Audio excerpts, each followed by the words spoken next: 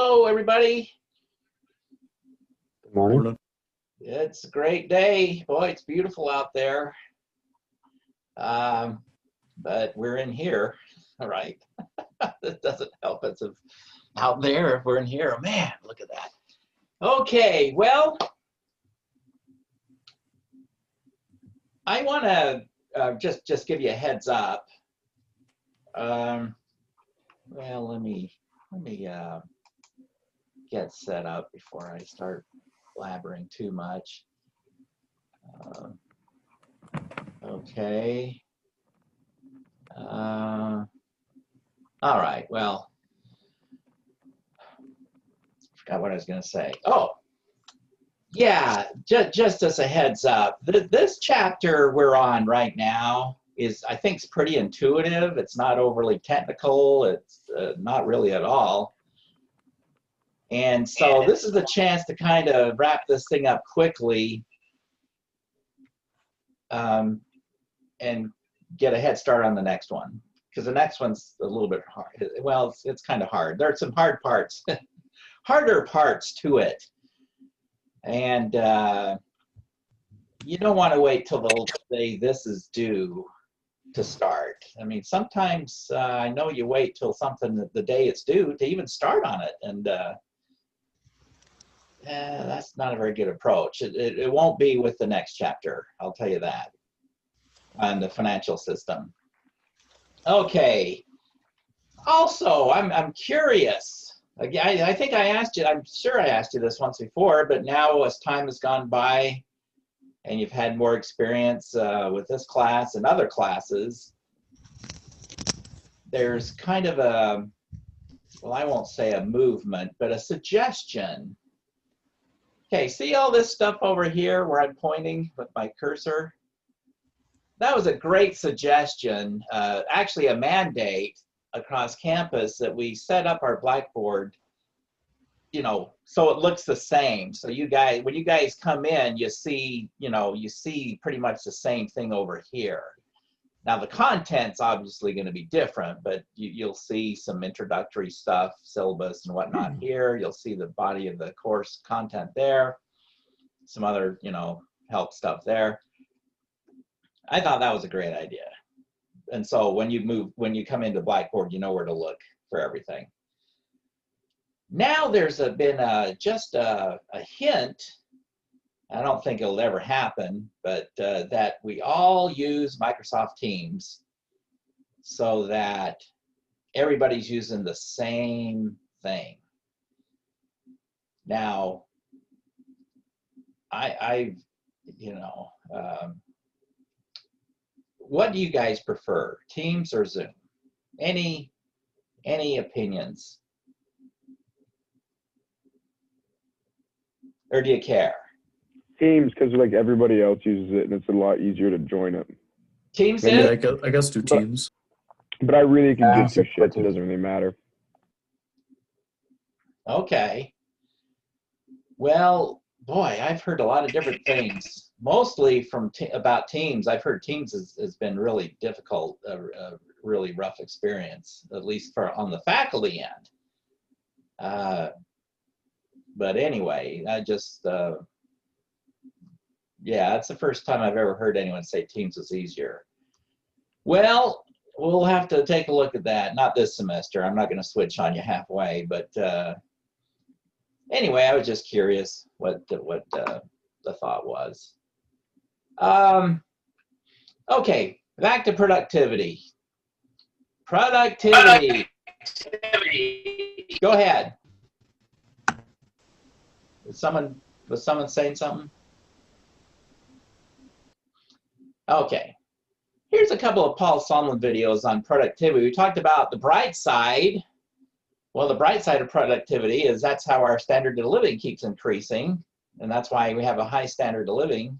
If we don't produce it, we can't have it. And the dark side. Oh yeah, those new industries come in and blow away old industries, and the adjustments can be very, very painful. So let's see what Paul Solomon has to say. And let's This cartoon, made back in the 1950s, trumpeted the success of the American worker. Meet Joe, the king of the workers of the world. Hi, folks. In the 50s, after 2 decades of depression and war, the American economy was taking off. Joe's the king because he can buy more with his wages than any other worker on the globe. The main engine of growing wealth per American, the economic concept of productivity. Productivity is how much output, how many goods and services are made by 1 hour of work, and it is the whole entire key to economic growth. It's the key to why we have a higher standard of living than Tanzania or Zimbabwe or Hong Kong or anybody else. We just produce more stuff per hour than they do, and so the secret of a good life is making productivity higher and grow faster. But how does productivity work? Let's travel with our regular Joe even further back in time. Who's the character? That's your grandfather, Joe. Oh. He had to work 69 hours a week to earn a living because he had only inexpensive hand tools and his own strength to help him make things. Your grandfather was a powerful man, yet his strength equaled only 1/10 of a horsepower. You have hundreds of horsepower in this costly giant of a machine to multiply your strength and efficiency 1,000 times. This makes it possible for you to earn more than any worker in history. But why America? One reason, it began with vast land and resources, but very few people to exploit them. So Europeans brought labor-saving devices. America got really good at developing them, and we're still at it, in ways large and small. For example, at this highway intersection outside Chicago, motorists often need to make a pit stop. When we visited, the manager of this Amoco station was betting that drivers would pull in here instead of across the street once they learned of a productivity breakthrough that gave him a restroom advantage. How long has it been in use now, continuously? It was cleaned about 4 hours ago. 4 hours ago. Yes. And so, let's see, the toilet bowl, well, it's got a little hair. Not exactly Pretty antiseptic, dirty, but for a right? gas station, this is pretty clean. The floor, well, I guess we've been It's not tracking. been raining out, so it's tracked. Right. Oh, look, there's even graffiti in the last 4 hours here. In Magic Marker, a local gang has announced that the El Kings rule. See, I can't even get it off. It's rubbing still in, there. yeah. Okay, so you're going to then clean this now? We'll clean it, we'll close it up now, and we'll start it, and we'll watch it go through. This is a self-cleaning bathroom, a prefabricated unit being market tested at this station. Like a dishwasher, you close it, push a button, and it washes and dries itself in 22 minutes flat. What can't get wet stays outside. We'll see in a moment if it works, but one thing's for sure, it's trying to do its bit to increase American productivity. Can you run this gas station now with fewer people? I could run it with fewer hours used.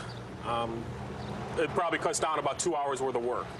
2 hours worth of work. Yes. So you can hire people for shorter shifts now. Right. So that Exactly. increases the productivity of this station. Yes, it does. The payroll here has been cut by 14 hours a week just with the bathroom. Add that to efficiency gains from credit card transactions, self-service pumps, and this station was run by one person per shift, generating more output, or GDP, per hour of work. Each year, the people of America invest billions of dollars to create new plants and equipment. 50 years later, it's trillions of dollars, much of it invested by the people of other lands, but the point's the same. Productivity depends on money saved for investment, depends on the circulation of capital. More machinery, more stuff for moving things from here to there, better machinery, computers, all that sort of thing.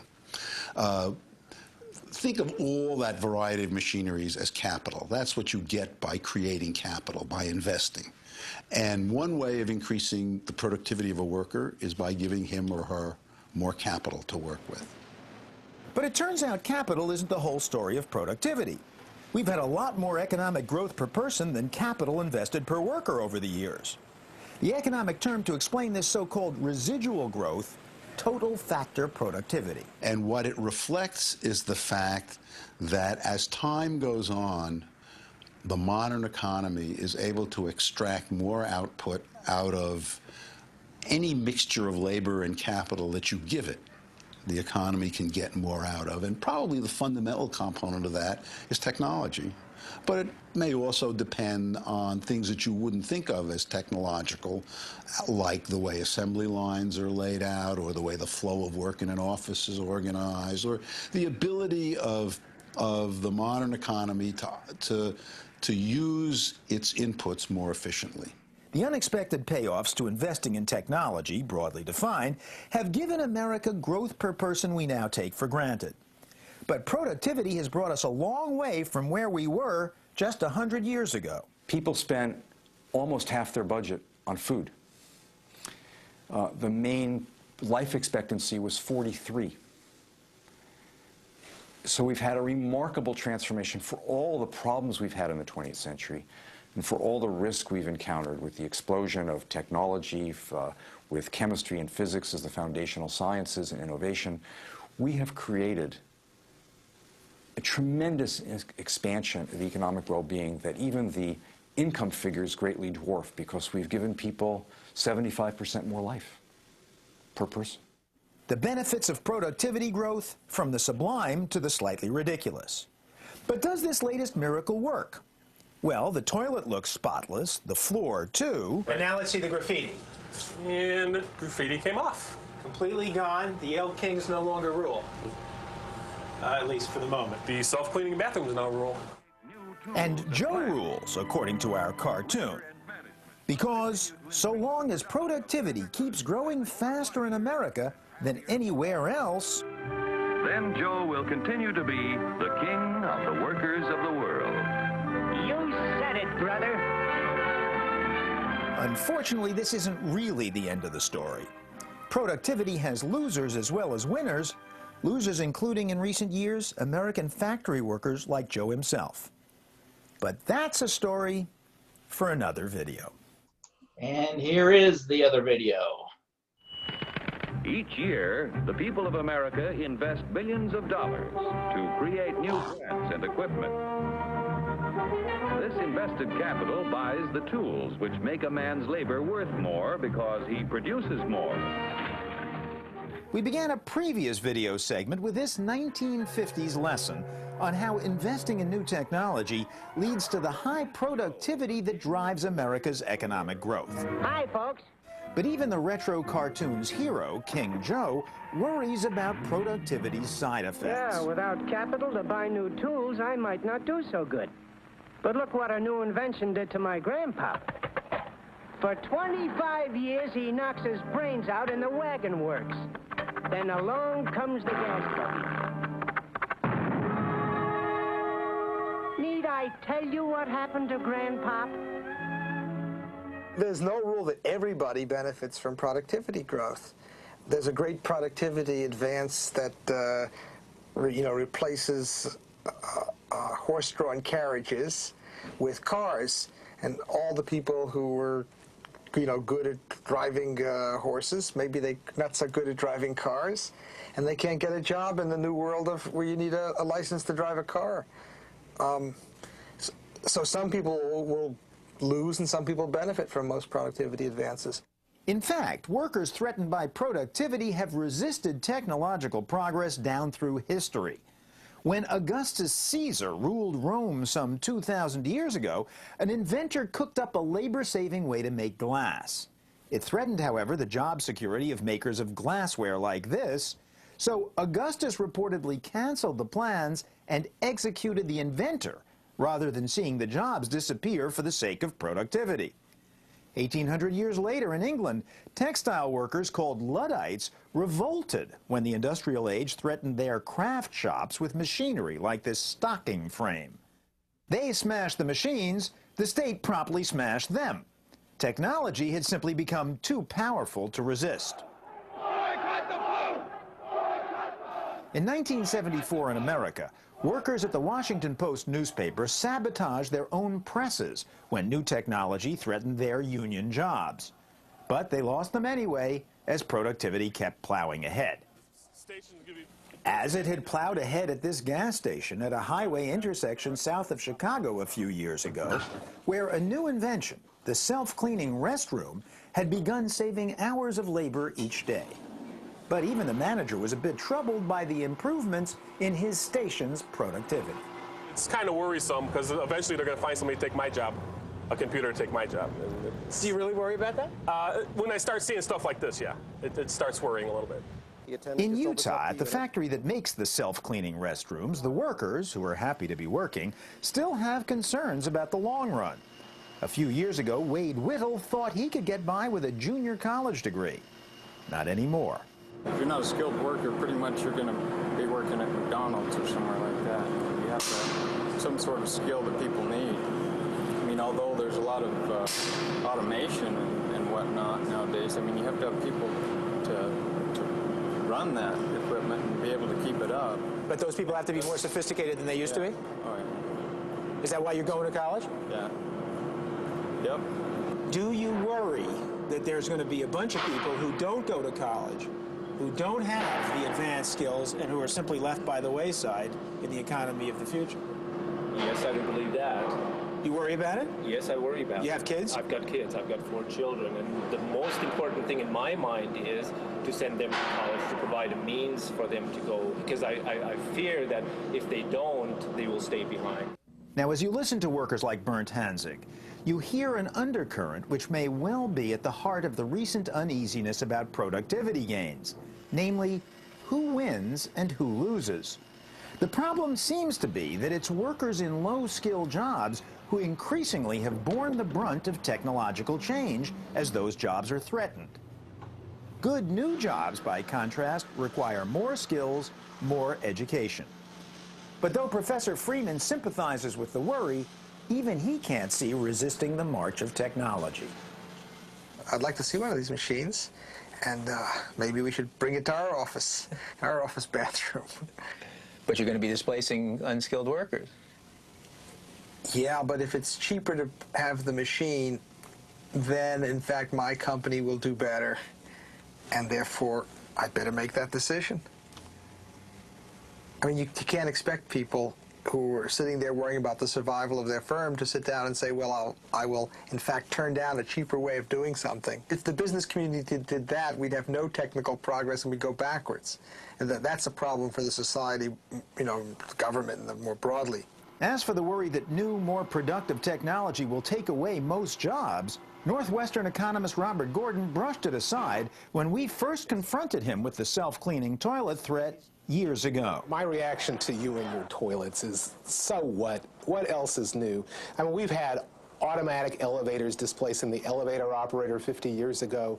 We had mass hysteria in the early 1960s when everybody said automation was going to eliminate all the good jobs, and then we got the boom of the 1960s. We've learned that creating jobs and high productivity are completely compatible. But creating what jobs, we asked a more seasoned Bob Gordon recently. Well, how about nurses? You know, we're not going to have little robots going up and down and sticking IVs in you, not in your and my lifetime. Okay, so we'll have more people working in the health sector. We'll have more people in media, talking heads on 700 channels instead of the mere 200 channels I get in my house now. I mean, there's lots of jobs out there. They're just going to be a little different than they were 50 years ago.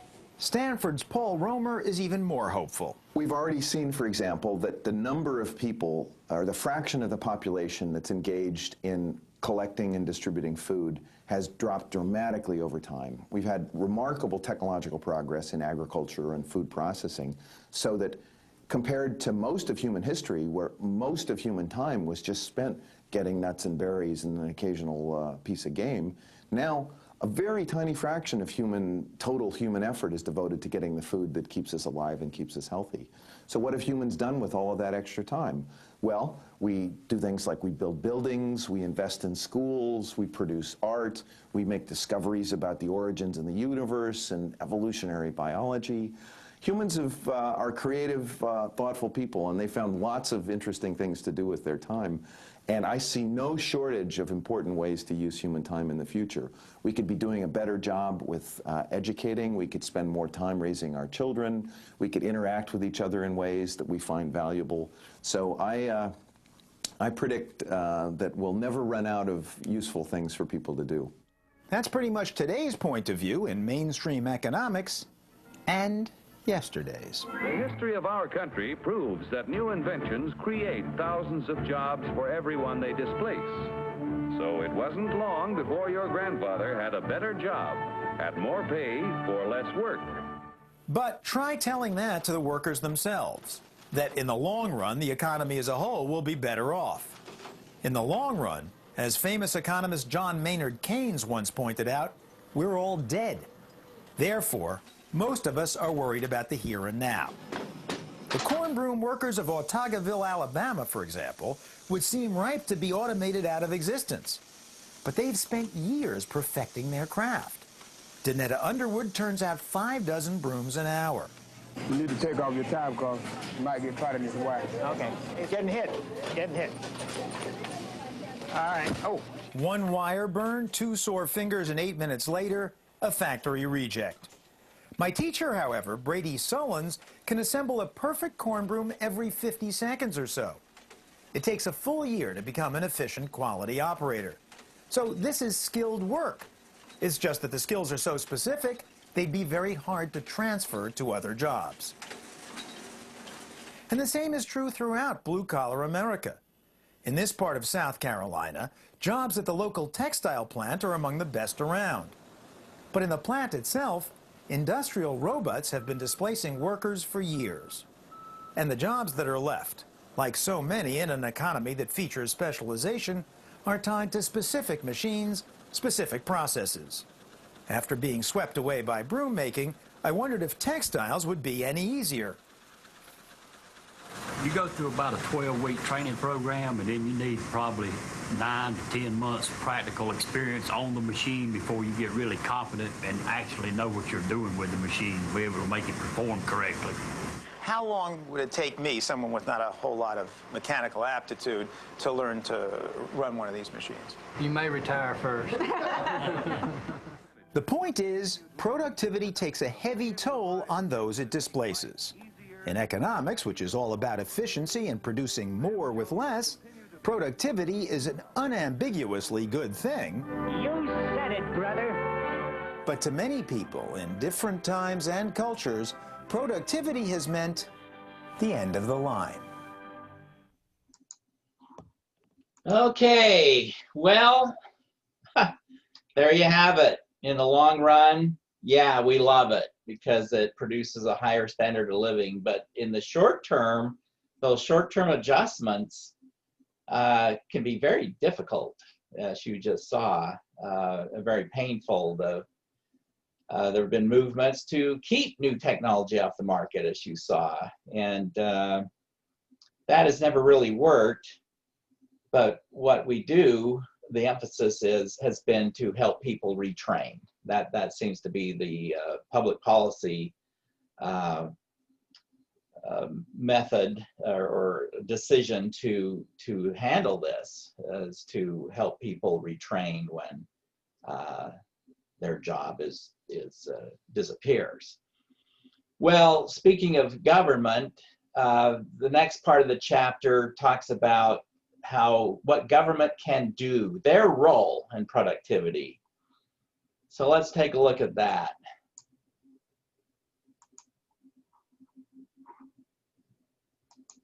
Okay, we talked about productivity and the determinants of productivity. We've got technology, human.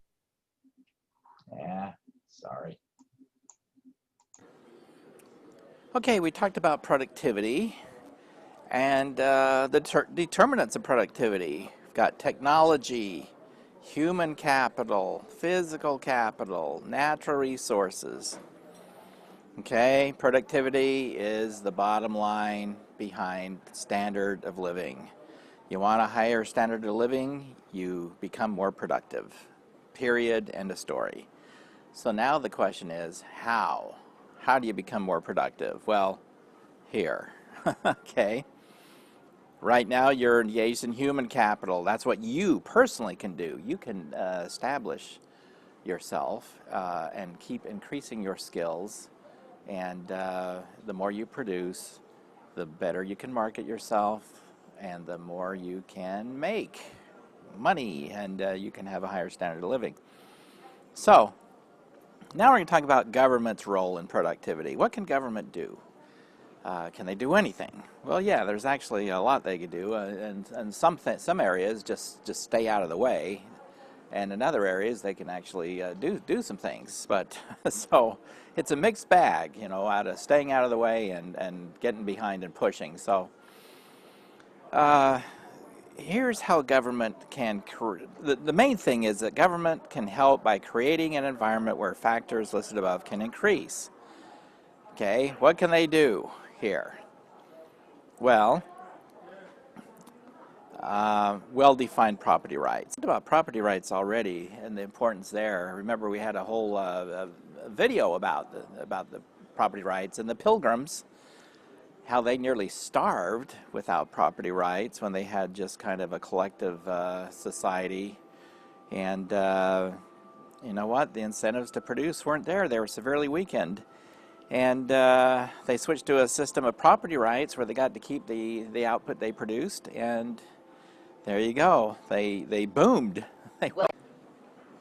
They produced. They went from starving to producing more than they needed and actually exporting the excess.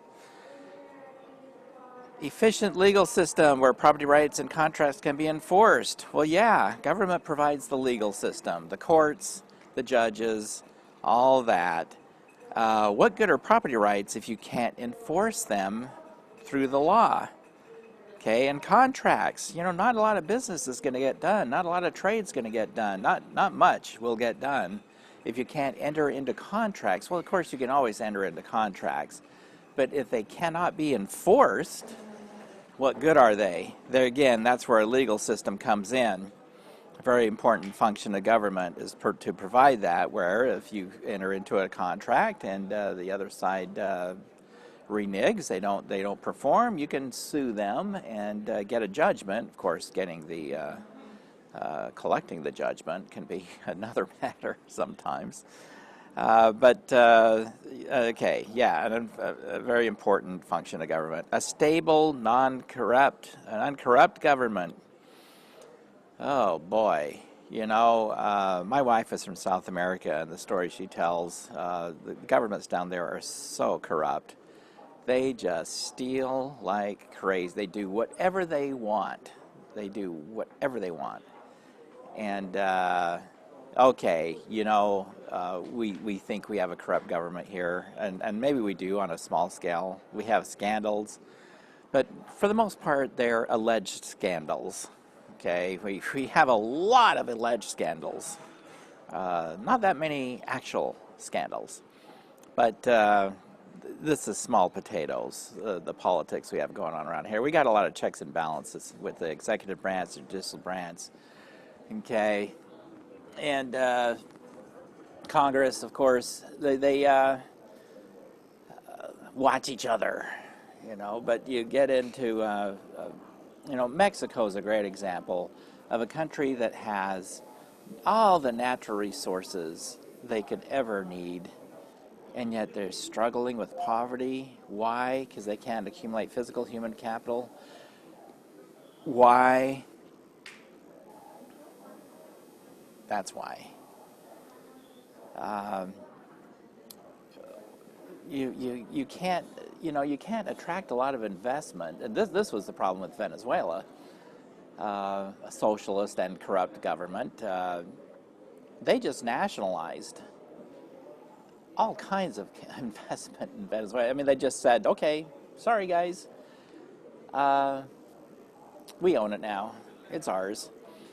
And so if there's any hint of that, you're not going to attract a lot of outside investment, capital investment. And so, yeah, very, very important. There has to be confidence that investment, property, legal system, all that exists.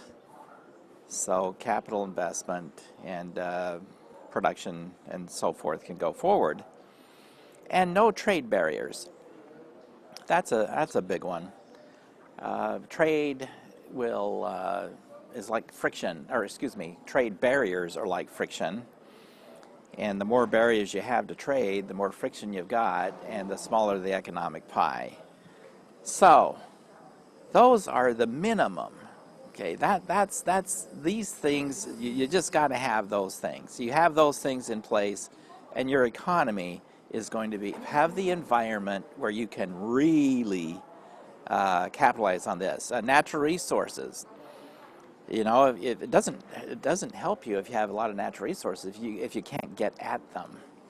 Okay, so I should say you got to have the resources, and you got to have government allowing you to get at them. Now that doesn't mean you can't you know, protect the environment and all that, of course. But if you but you know, and politicians argue about this all the time. To what extent, you know, do you shut it all down? Or are you more nimble in your, or a little more precise in allowing some exploration and some, you know, access? So that's a kind of a function of government as well, as how much access do you have to those natural resources? Okay, well, these are the main things. Create an environment under which these can flourish, okay? Now I'm going to draw a line and add some more, okay? Think of these as just creating the environment. You know, having a nice road for the wagon to drive down. Now we're going to have government actually get out of the wagon and push. Okay, so they're doing more than just, here they're just creating the environment so all this can take place. Now they're going to get out and push that wagon and help it out a little bit. Well, the accumulation of human capital, what can government do? Can they do something? Yes, indeed. I bet you, well, you're doing it right now. Who owns this school? Who owns this college? Okay, this is a 2-year campus of the State University of New York. State University. So, and my guess is most of you went to a public school. You know, back before public schools, a lot of people didn't go to school. You know, they stayed out on the farm, and if you've seen Little House on the Prairie, you know, it was a great, I mean, you know, it's a TV show, but, you know, a lot of people didn't go to school. They just didn't. There weren't schools available. And if you were rich, you could go to a private school. Almost nobody went to college. That was very difficult. And, but nowadays, lots of investment in this, lots of encouragement in education, not only building schools, and they are helping out with student loans to help with college. Now, they may have overdone it. They've made it a little too easy, perhaps, and they've made it. They've written the checks a little too large, or a lot of students are getting into serious trouble with student debt, not realizing that there's a big difference between qualifying for a given amount of money and it being prudent that they borrow that much money. See, I would think that if I didn't know better, I would think, oh, well, they've approved me for, you know, X thousands of dollars. I guess they think that's the prudent amount for me to borrow. No, not at all. It's just like a mortgage. You know, just because you qualify for that amount of mortgage doesn't mean it's financially prudent to borrow that much. So, anyway, I digress. But subsidizing student loans. Now, the thing is, if the private sector alone did student loans, there would hardly be any student loans, because what's the collateral, guys? There's not a whole lot of collateral. Young people going to college, they're not going to be a lot of people lining up to lend money to young 18, 19, 20-year-olds going to college. That's just not a good risk. Frankly, most investors wouldn't do it. You know what? And if they did, they would have a ton of collateral. They would sign over. They would have make all kinds of collateral if you had it. Again, maybe the family would have to co-sign, the parents, and then provide some collateral. And if you didn't have that, too bad. And on top of that, there would be very high interest rates on these loans because they're high risk, risk and return. And high risk investments require a high return on their investment. So, and those high interest rates, really, if this was just left to a market, it probably just isn't going to work. There's not going to be enough money available out there in the private sector who are willing to take that kind of risk. So government steps in and subsidizes those student loans. They underwrite those student loans. Okay? Whether they've done a good job or too good a job or whatever, that's you know, a debate that we can have. But why are they involved in the first place? Okay, that's why. So, same with public schools and public colleges. Are there too many? Are they too expensive? Are they, you know, whatever? Are they too involved in sports or not? All right, you can have that discussion for sure. But why are there public schools in the first place? Why is government even involved in that? Well, this is why. Okay. They're trying to help society. We're pulling our money together, right, through taxation, and they're taking that and investing in schools so that we can accumulate this, so we can have more of this, and we can have a, you know, higher standard of living. Bottom line. Okay, another area of government, encourage research and development. Research and development, they can do this through tax breaks to companies who engage in research and development, and they can do it directly. So they can subsidize it for private enterprise to be involved in more than they otherwise would. Or NASA, you saw in the Economics USA video on productivity, how NASA does a lot of research out there in space. A lot of things were developed as a result of their research. The military, this was the introduction of the internet. And so a lot of things come out of government directly investing in research and development, or they can, through taxation, tax breaks, subsidies, encourage research and development in the private sector. And patents, of course, that's enforcement of property rights. They talked about that in the Economics USA video as well. So that is another area. Protect those property rights, so it gives people a greater incentive to invent things, because once they invent them, they can get a patent on it. That means all that work, all that effort that they did can't just be stolen by someone else by copying what you did. And encourage capital investment, physical capital. Again, they can do this through mainly through taxation. They encourage it by lowering taxes on capital investment. It's called the capital gains tax. Capital gain is when, let's say you buy something at $10 and then sell it for $12. And so you have gained $2.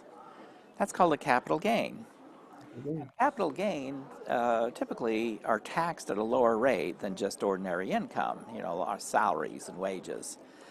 So this encourages more money to flow into the financial markets, particularly stocks, and that makes more money available to invest in capital. So they can help that along. They can help that along by having a lower tax rate on the accumulation of capital. And that, of course, helps that one. So, the government role is very important one. First and foremost, create the environment. And, you know what? If they want to get out of the wagon and push, okay, good enough. Get out and push a little. How much they should push, always a discussion there. Should they push or not? Okay, discussion there. At least a little bit. I mean, here, of course, I'm biased. This is where but long before I was a college professor, I believed in this one. This one is a huge one that provides opportunity. This is the great leveler. This is the great equality of opportunity. You know what? Pretty much anybody can get to a college, guys. Now, it's harder for some than others. There's no question about it. But especially our system of community colleges are just an amazing resource. And by the way, I've had students transfer. They've come here and they have done well, and they have transferred to all kinds of places. I've had students go on to Cornell. I've had students go on to NYU and University of Virginia and Notre Dame and University of Pennsylvania Law School, and so on and so on and so on and so on. Okay, they come here, they save a fortune, get good grades, they transfer, they have saved all that money for the last 2 years of their college, and perhaps graduate school, law school, and whatnot, MBA. So, you know what? I'm all in favor of that. You know, I'm a big on research and development too. I'm kind of sharing my opinion here. I don't share my opinion much in this class, but I guess I'm sharing it now. And so when I'm sharing my opinion, I guess I tell you to put down your pencils if you ever picked them up. In the first place, put them down because my opinion doesn't matter. But you know, I kind of like that, and I kind of like that. You know, I like all those. I think it's fine if they get out and push a little. Okay, I'm not sure they should take over industries. No, my goodness, they do that, and then we're in trouble. We're in trouble. Sweden tried that in the 70s and 80s and nearly went broke. That's called socialism, by the way, when government takes over all this completely. And that has proven to be one of the greatest producers, speaking of productivity, that has produced poverty, low standards of living, for reasons we'll talk about later. But the bottom line is that kind of system takes away incentives to be productive. And again, more about that later. So here we are. That does it. That does it for this section. So we're going to talk about some other stuff, obviously, but I thought I would try out a little bit of typing. I was bragging about my human capital typing. Of course, I didn't do that live. I can't type in front of people. I make mistakes, but I type great when no one's looking. So I thought, well, I'm not really drawing any graphs and equations here. So I give you a treat where you could actually read my writing. So hopefully that helped. Okay, well, let's see if I can get this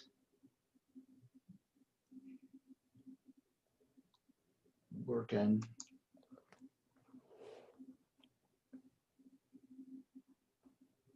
Oh boy. Damn, this whole class would be filled. Only 29, 32, so minus what? 2 or 3. The arrow. Well, darn it. Oh, here we go.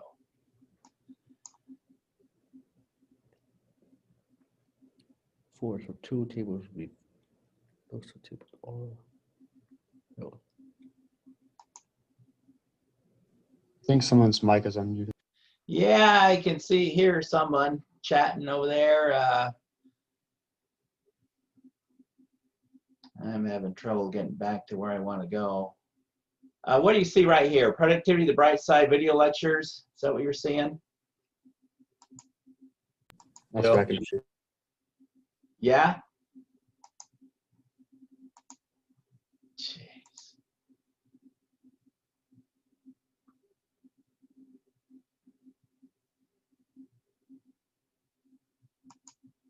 Oh, new share. Okay. Let's see if this works. Ah. Okay. Well, let's take a look at the exam. Let's say these are the scores. 90, 80. Yeah, can you see that? Y'all seeing this? Yeah. What I'm drawing? Thank you. Jeez. You know, I used to tell students in class that I decided out of fairness and equity that, you know, just to make things better society, that you don't get to keep your exam score. We're going to average them, and so everybody gets a 70. So, but I stopped doing that because there are too many heart attacks in class. But so I'm going to tell you right away, we're not doing that. But for illustrative purposes, let's take a look at the incentives that that would cause. Let's say you go into the exam, the first exam, and you're a student who is studying hard for the exam, and it's the day before the exam, and you figure, again, just for illustrative purposes, that if you didn't study that night, you'd get an 80. But if you did study hard that night, you'd get a 90. Okay? Now, some friends of yours come over, and they want to go hang out somewhere, and you tell them, no, I really want to get a 90. I got to stay in this evening. You know, I got to skip the party. I want a 90 instead of an 80. So you study hard and you get a 90. And then I announce that we're averaging the scores, and that means the average here is 70. So there's just one, you know, five students here. So the average is 70. So basically what I've done is I've taken 20 points away, and I've given them to that person, and I've taken 10 points away from that person and given it to that person. Now, well, first of all, who's happy? Not everybody's unhappy, let's put it that way. Well, the person who got a 60, the person who got a 50 loves this system. He said, hey, this is great. This is more fair. Okay? The people who got 90s and 80 are very upset because they worked really hard for those scores. Well, here's the point. If right here, before I average them, you have total property rights. You own your scores. You own your production. But what's going to happen for the next exam? That's the main point. Here you are. You're sitting at home. You're studying. You figure, if I study hard tonight, I can get a 90. Your friends come over. There's a party. Knowing in advance that this increase from 80 to 90 from your extra study, let's say there's, you know, well, in this case, there's 5 people in the class. You're only going to get to keep 1/5. Instead of getting to keep the whole production of 80 to 90, instead of keeping all 10 points as a result of your labor, you're only going to get to keep 1/5 of that because it's going to be redistributed. So instead of increasing your score from 80 to 90, 1/5 of that 10-point increase is 2. You're going to maybe increase you know, maybe. I mean, it depends on what everyone else does. But the problem across the board is I'm going to average whatever the output is, and you know, you don't know what that's going to be. But if everybody does that, is faced with that decision, are you going to be more likely to go to the party or less likely to go to the party? Well, some students say they'll be actually more likely to study because they'll feel a greater responsibility to get a high score because they're carrying the weight of everybody now. But most students have responded that, you know what, if you're going to just average the scores anyway, and I don't get to keep my own production from studying, I don't get to keep the fruits of my labor, I'm going to go to the party. If I get to keep the fruits of my labor, I'm going to study. If I don't get to keep them, I'm going to the party. And so the next exam ends up being these scores.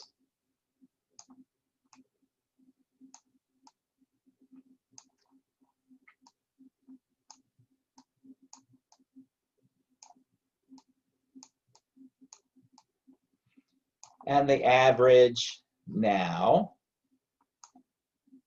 has fallen from 70 to 60.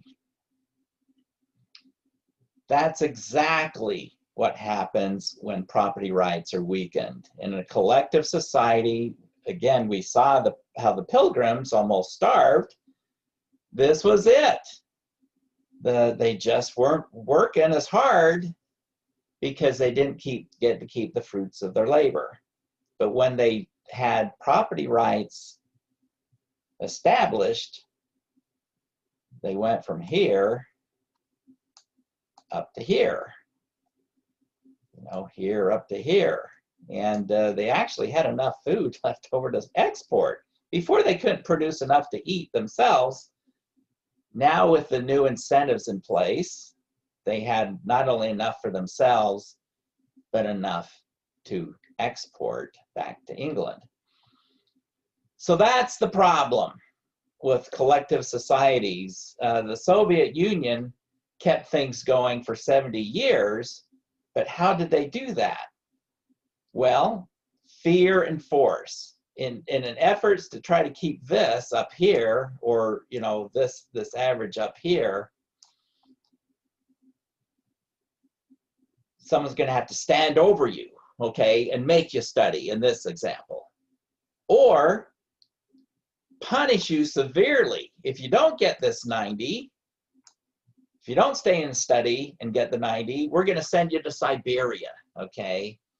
And that's what they actually did in the Soviet Union. So now with the lessening the incentives to invest in yourself, well, we saw the incentives to invest in yourself lessened with the Cuba video.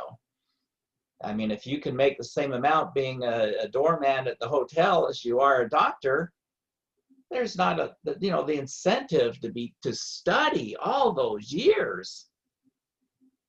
Give up so many things while you study and invest in yourself only to make the same amount as someone who didn't. Well, again, you lessen those incentives. And then what happens to the standard of living? Think of these scores as your standard of living, okay? The standard of living falls. And that is what happens in virtually every socialist society where it's ever been tried. Now, the Soviet Union lasted longer than most because they really had a system of fear and force in place. They would send you to Siberia if you didn't play along and if you didn't do what you're supposed to do. People try to escape, they said, but they got to keep them in. Who's going to try to escape here? Okay, these guys. These guys are going to try to get out. So you got your most productive people trying to leave. What happens if these guys leave? Well, the average falls further. That you got to keep them from leaving. So you build walls, and like they did in East Germany, and Cubans are typically kept in. They've had to escape, from trying to surf and swim and whatnot to Florida. But somehow you got to keep them from leaving, because people are going to want to leave. And the most productive are the ones who are going to want to leave. So this average just keeps on going down, down, down over time. And to make a system, to give a system like this any chance of working, you've really got to use some kind of force involved. It can no longer be a free society. Well, okay, so we've talked about, well, let's go back over here. Let's see.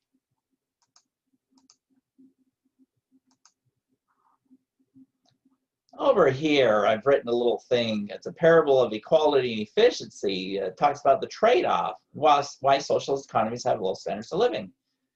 Well, I just kind of explained it in a nutshell, but I've written this little scenario here that explains it further.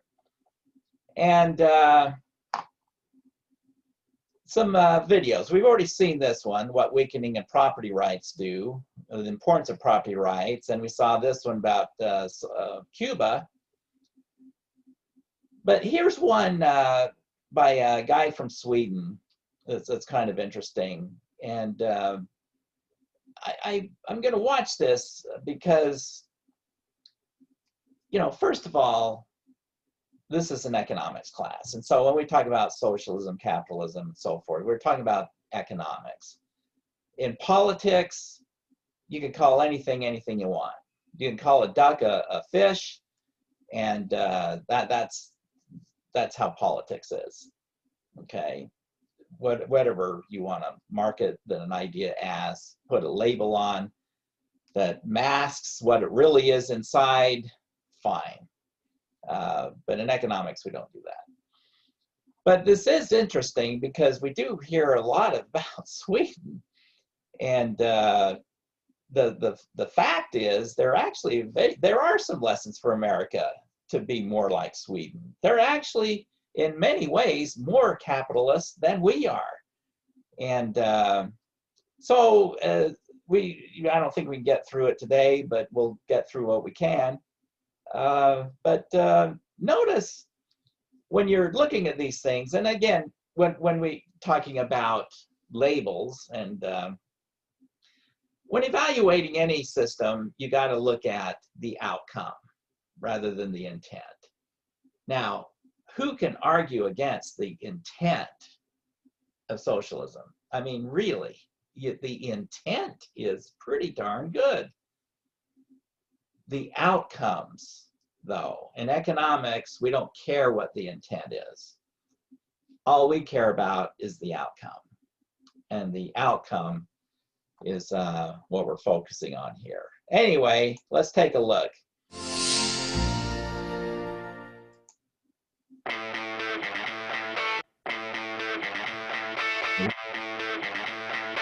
You can't see the video. Welcome to Stockholm, Sweden. My name is Johan Norberg, and this is where I was born and raised. But sir, we can't see the video. These are friends of mine. We're going to watch a big game between two Stockholm teams, so it should be a good one. And it might get a little crazy in there. Yeah, let's show you a lot of crazy. Look at this excitement over a football game, or soccer as it's called in America. I'm not sure if this is how Americans typically picture us. It's easy to have misperceptions about a country. So, what do Americans know about Sweden? People have blonde hair, and then there was Vikings from there. I think they have good cheese, though. Oh, no, that's Switzerland. Well, I love ABBA. IKEA, of course. It seems like it's like a place that, like, no problems or something. It is a socialist economy. Volvos and socialized medicine. So it seems our international companies are pretty well known. But our economic system is misunderstood. This This is the story of how we Swedes grew our nation to become the 4th most prosperous country in the world, and almost threw it all away. We'll explore a little Swedish history and meet some people who will show us what it's really like to live in Sweden today. I think there might be lessons learned for other countries, but I'll leave that for you to think about as I share this story about my home.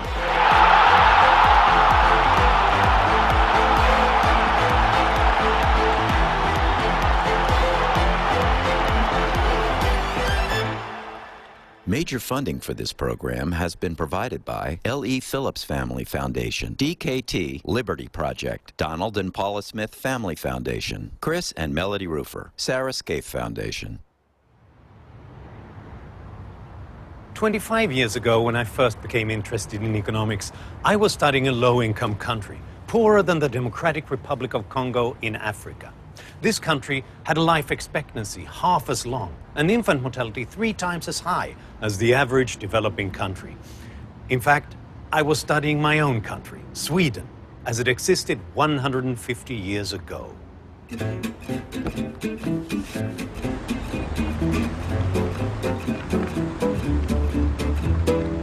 But then in 1 century, everything changed. This impoverished peasant nation developed into one of the world's richest countries. We grew from being a country of subsistence farmers, barely surviving in a harsh climate, to a world exporter of goods and raw materials. But to understand how all of that happened, I have to tell you about Anders Chydenius. If you've not heard of him, don't worry, you're not alone. Have you ever heard of this guy? Anders Chydenius. No. I never heard it. So, who was Anders Chydenius, you may be wondering? Many Swedes, in fact, learn about him in school, but don't really remember his name. But for people like me and other historians and economists, he's one of the greatest thinkers and champions of freedom in history.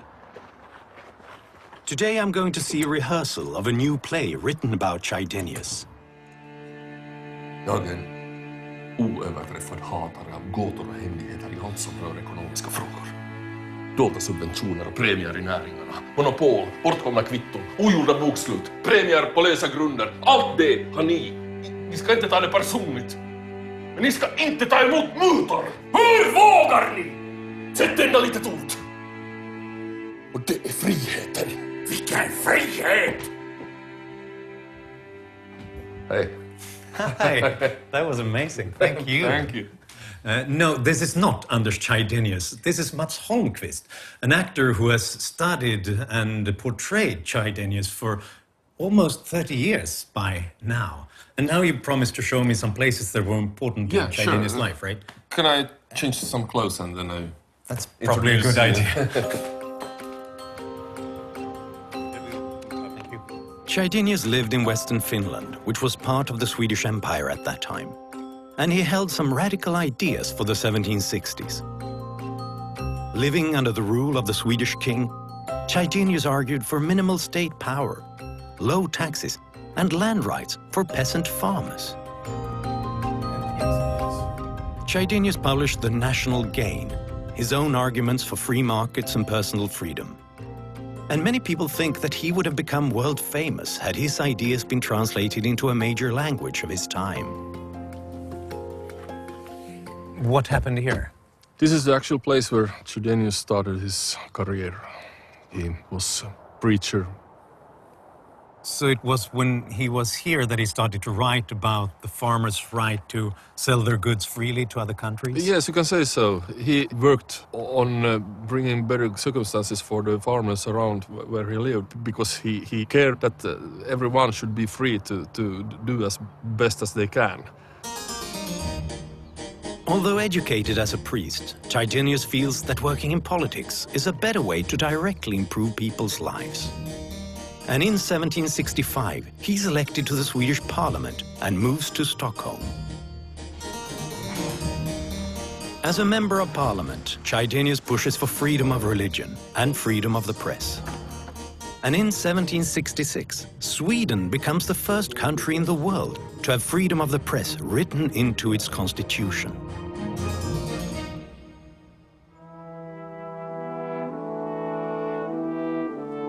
But within a year, Chydenius' views get him in trouble. He writes an article about monetary policy that criticizes the Swedish authorities. He's quickly expelled from parliament. Defeated, Chydenius leaves Stockholm and dedicates his life to his parish work and music.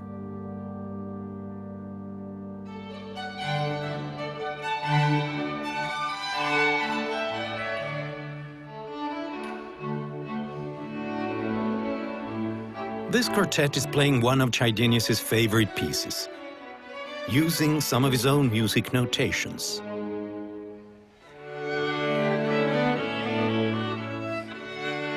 But it is not for music that Anders Chydenius is remembered. He is Sweden's earliest champion of individual freedom, a man who fought to give impoverished farmers control over their own lives.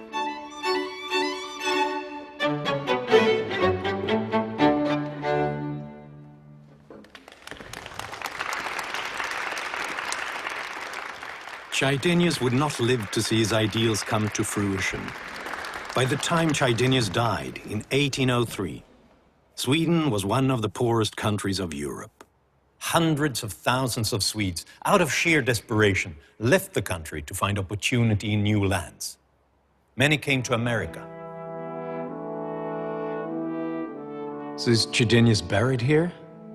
We don't know, but the legend says he might have been moved and brought here under the church floor. The farmers who he had done so much good for, they wanted him back to his own church. So do you think he's buried here? I don't know, but I like the idea that he is home again.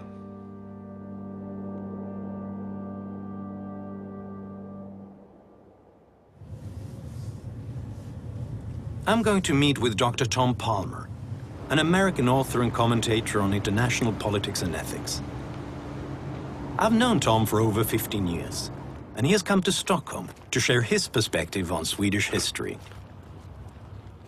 Hi, Tom. Great to see you. Hey, good to see you. I thought the new Viking Museum would be a nice place to get a cup of coffee. Sounds good. Chydenius wanted freedom of the press, and he also wanted freedom of labor. The right of people to offer their services on voluntary terms to other people, to negotiate, to move where they wanted to go, to leave the country if they wanted to live wherever they wanted to live. And it was really quite striking, the parallel between that and what the American founders did. Chydenius, he's sometimes called, the precursor of Adam Smith. It's an insult. He was an original thinker on his own who came up with the ideas before Adam Smith, before the American revolutionaries, and I think he deserves to be recognized as a real innovator.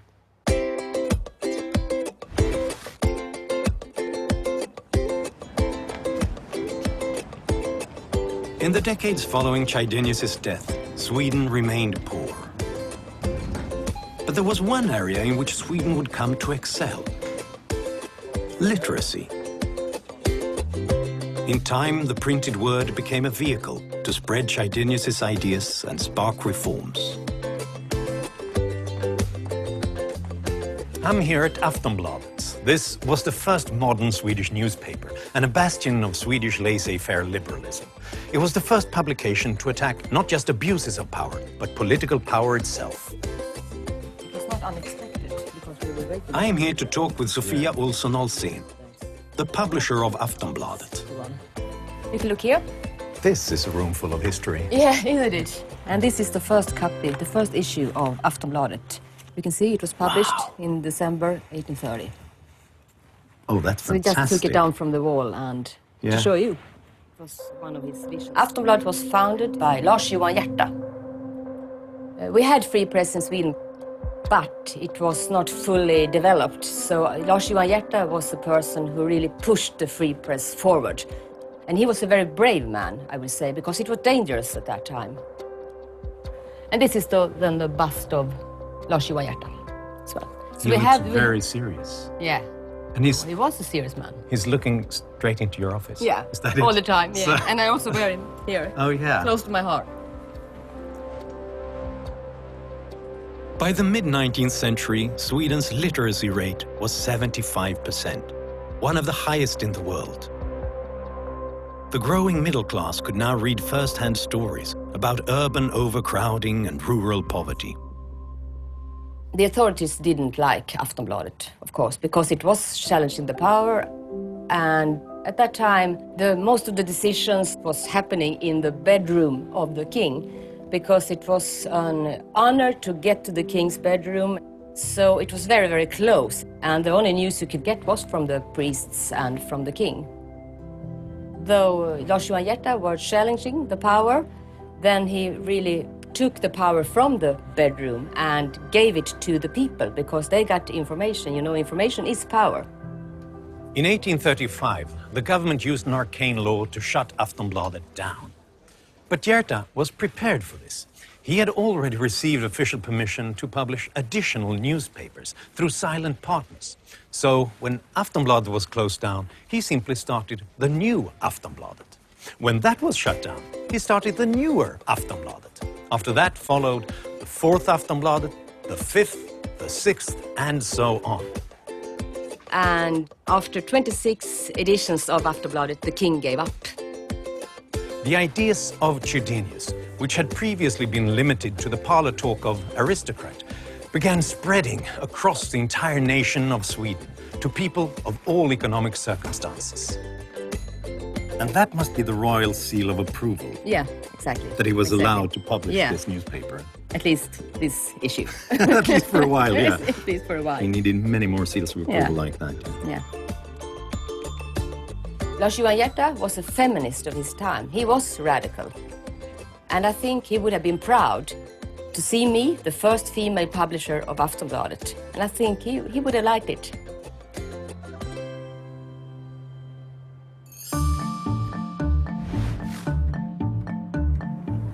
It is no exaggeration to say that Sweden experienced a non-violent liberal revolution starting around 1840. Chydenius' ideas and Hierta's megaphone set the stage. Then came along a young aristocratic politician named Johan August Gripenstedt. He put these ideas into political action.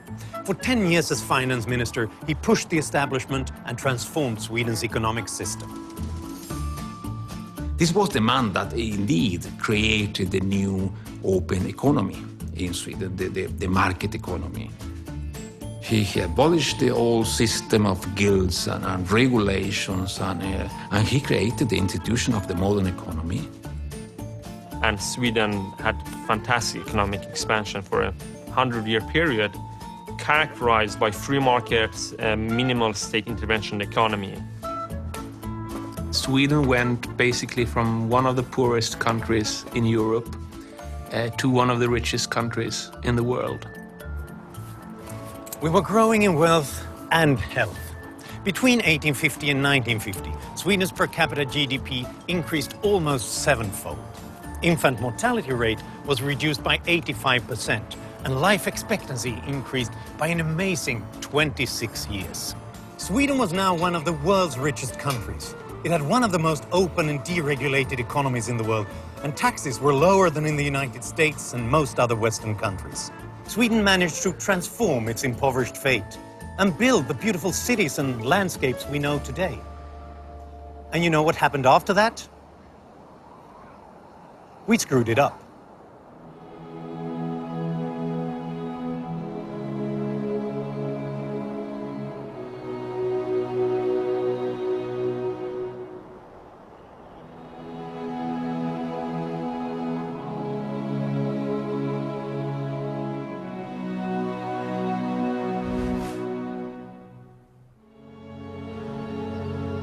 Until 1960, Nordic countries had still low taxes, minimal government, free markets, private ownership.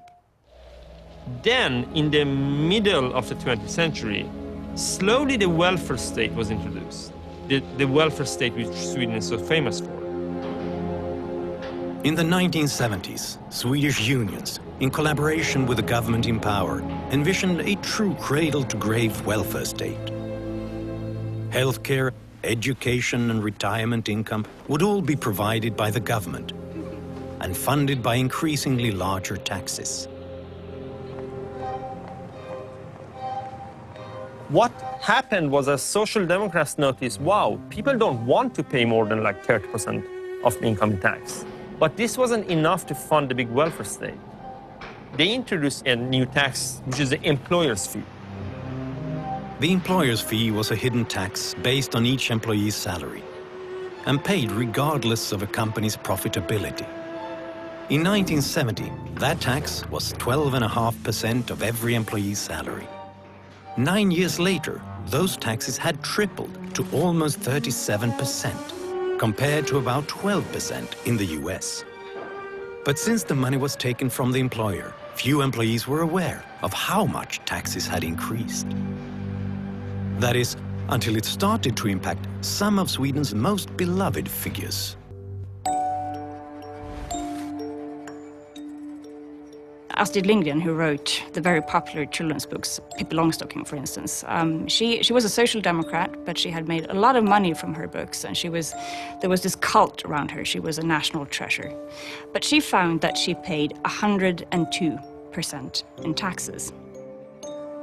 So for every extra book she sold, she lost money on that. So what she did was that she wrote a new little children's story that she published as an essay in one of the biggest newspapers, and she addressed it to the Minister of Finance himself. Vet du om att i år är din marginalskatt 102%? Du pratar så Pomperipossa, så många procent finns ju inte. Jo, fick hon höra. I Monismanien fanns det hur många procent som helst. Om man la ihop inkomstskatten och de sociala avgifter som Pomperipossa skulle betala. Ingmar Bergman was Sweden's most famous film director. He made dozens of films and won 3 Academy Awards. But in the 1970s, he ran afoul of Swedish tax laws. Inkomster från en film som då beskattas 2 gånger. Det betyder att Ingmar Bergman ska betala 139% i skatt.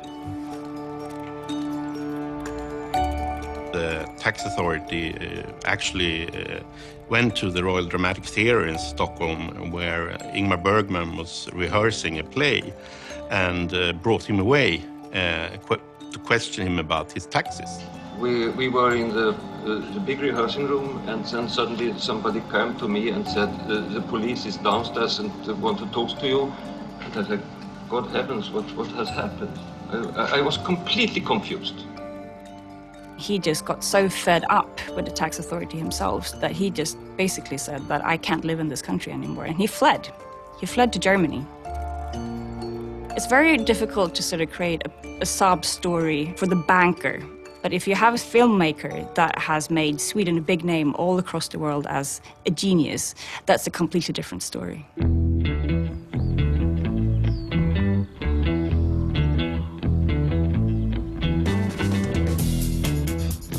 It's perhaps hard to understand just how far taxation had gone. Not only were our successful artists affected, taxes were stifling entrepreneurs, workers, and businesses nationwide. It was absurd. This is classic Swedish countryside. No people, no buildings, trees, trees, trees. And some more trees. I'm heading 4 hours north of Stockholm to meet Peter Lagesson, the CEO of an innovative Swedish business. Peter has joined the high-tech company Sensair. Growing up, he saw his father and grandfather run a more traditional manufacturing company. I thought he could help us understand doing business back then compared to today. Let's go meet him.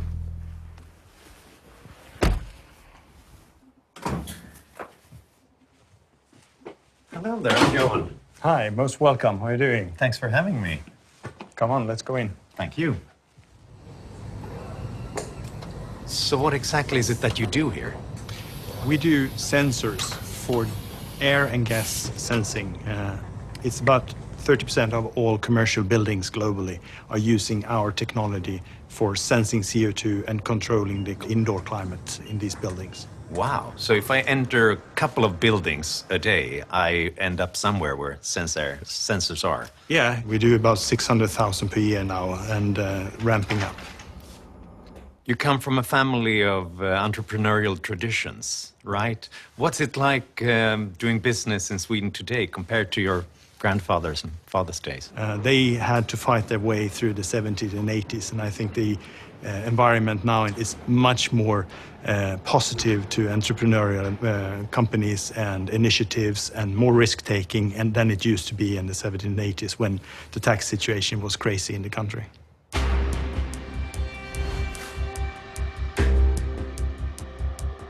Sweden's excessive taxation was clearly oppressive and was suffocating the economy. And then came a plan from the labor unions to acquire ownership of private companies.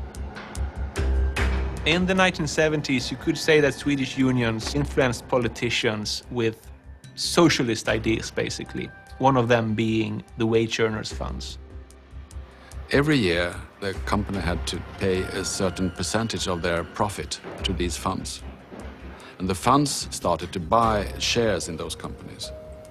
And if this continues for a few for a few decades, of course, the wage owner funds will own and be the majority owner of a company. And basically buy the companies with the company's own money. Which, of course, in itself was a preposterous suggestion. But at the time, this was a very, if you would say so, socialistic time, and parts of the union were sort of saying, you know, we want to take not just the power, but actually the means of production. And a large part of the population, including small entrepreneurs, small shop owners, and so on, became extremely agitated and angry because they felt the unions were going to take their companies away from them.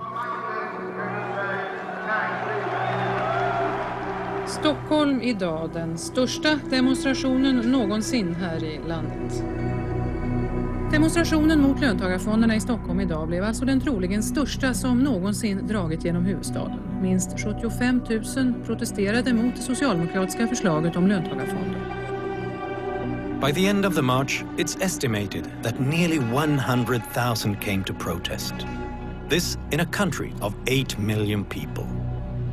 An equivalent demonstration in America would number nearly 4 million protesters. People came by buses and by air and by cars from all over Sweden. And then during the march through Stockholm, people from the streets started to march with us. And those were people who own companies who never go out on the streets otherwise. And their employees, so it wasn't just the owners. There was a time of hubris on the union side. You can see it also through the so-called wage earner funds. And we tried to solve these problems in negotiations with employers. And the employers didn't want to negotiate. And at the end of the day, we couldn't stop the politicians to enter the field. And then there you had it. When I look back on some of the decisions that my father, grandfather had to do, I mean, so I think they were rather sort of courageous anyhow and fighting their way, building their businesses, but was clearly many situations where they withheld from doing investments and withheld from recruiting people. From 1976 to 1995, Sweden's economic growth shriveled to nearly 50% of the growth of other developed nations. Countries like France, Germany, Australia, and the US. Our economy was in crisis. Inflation had reached 10%. And for a brief period, interest rates soared to 500%. I remember that there were some major family companies that moved abroad. Ingvar Kamprad, the IKEA founder, he went to Switzerland. All right, guys, we're out of time. We'll wrap this up next time, and we'll start the financial system. A little bit more graphs and a little bit of equations. And so this pretty much, well, we'll finish this and talk about it a little bit on Tuesday. And but let's have productivity, this chapter due next Thursday. But get going on the financial system. I'll get it posted. We'll get that going. And like I said, that one's going to be a little bit more difficult. So let's get going on that. Okay, that's it for today. We're out. I guess we went a little over perhaps, but we'll see you guys. Have a great weekend, and we'll see you on Tuesday. See you then. Have a good day. Bye-bye. Bye. Thank you.